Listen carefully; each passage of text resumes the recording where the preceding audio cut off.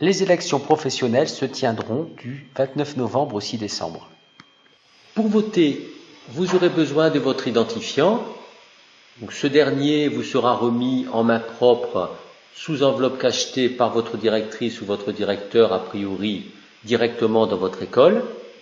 Mais vous aurez besoin aussi d'accéder à votre espace électeur.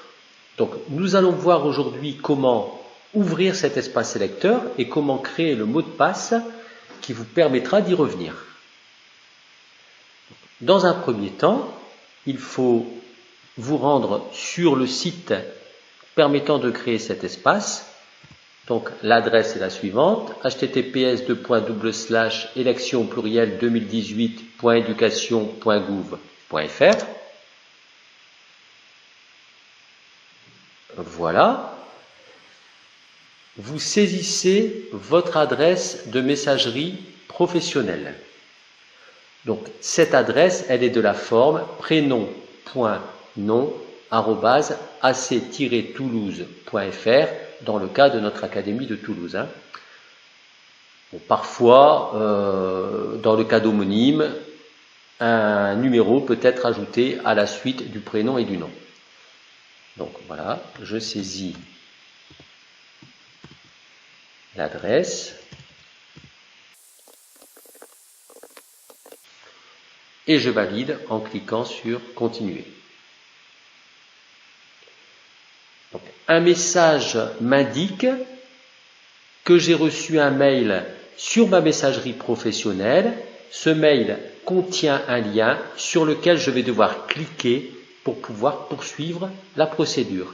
Je clique donc sur OK, j'ai compris, et il me faut maintenant me rendre sur le webmail de l'Académie de Toulouse pour ouvrir ce message et cliquer sur le lien. J'ouvre donc un nouvel onglet et je saisis l'adresse du webmail de l'Académie de Toulouse. Voilà, à savoir https://messagerie.c-toulouse.fr.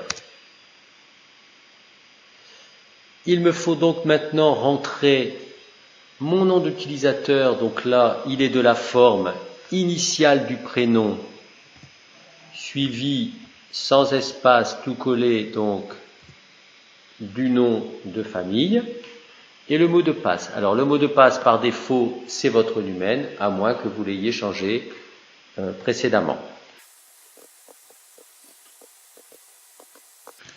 Voilà. Je valide sur connexion. Donc, sur ma messagerie professionnelle apparaît le message qui vient d'être émis pour créer mon espace électeur. Je clique dessus. Voilà. Et ici, il y a le lien pour confirmer la création de cet espace. Je clique sur ce lien. Voilà. Donc une nouvelle page s'ouvre pour m'indiquer que maintenant je peux créer le mot de passe qui me permettra d'accéder à mon espace électeur. On m'indique donc que ce mot de passe doit contenir entre 8 et 24 caractères, au moins une minuscule, une majuscule, un chiffre. Évidemment, ce mot de passe, il faudra bien le retenir puisque vous en aurez besoin à chaque fois que vous vous rendrez sur votre espace électeur et en particulier pour voter, même si effectivement, comme bien souvent aujourd'hui pour toutes ces procédures, il existe une possibilité pour le réinitialiser. Donc, j'entre le mot de passe que j'ai choisi.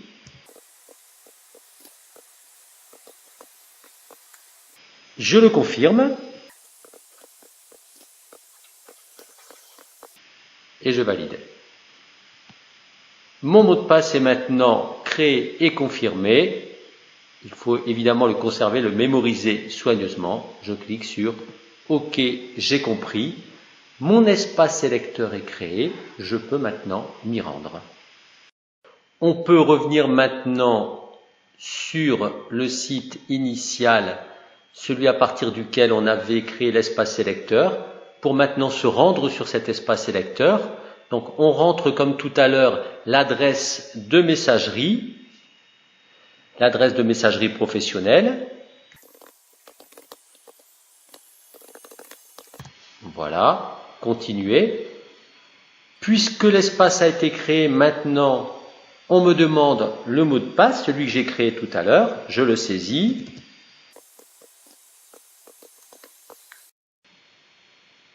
Vous voyez par ailleurs que si vous perdez votre mot de passe, il y a là une procédure pour le réinitialiser. Je clique sur « Se connecter ». Et voilà, donc mon espace électeur a été créé, on me souhaite la bienvenue. À partir de cet espace électeur, je peux consulter mon profil électeur, je peux consulter l'ensemble des scrutins auxquels je participerai.